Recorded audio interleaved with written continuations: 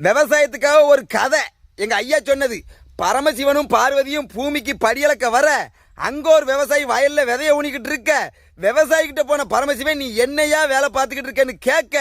நாளைக்கு மழை வரப்போது, அதுக்குள்ள வேலையை முடிக்கணும், அதான் விதைய ஊனிக்கிட்டு இருக்கேன்னு விவசாயி சொல்ல, மழை வரதை நீ எப்படி கண்டுபிடிக்கன்னு விவசாய பார்த்து பரமசிவன் கேட்க, கண் பார்வையும் இருக்க சூழ்நிலையை வச்சு மழை வரதை நாங்க கண்டுபிடிச்சிருவோன்னு விவசாயி சொல்ல,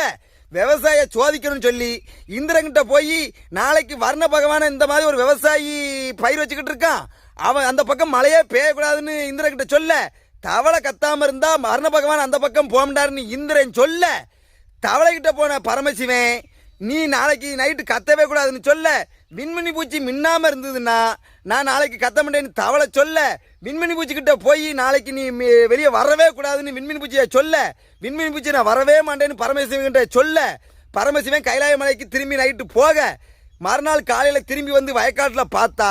தண்ணி காடா கிடக்குமா, மழையும் பேமலை பெருமழை பேஞ்சிருக்குமா. காரணம் என்னன்னு பார்த்தா, விவசாயி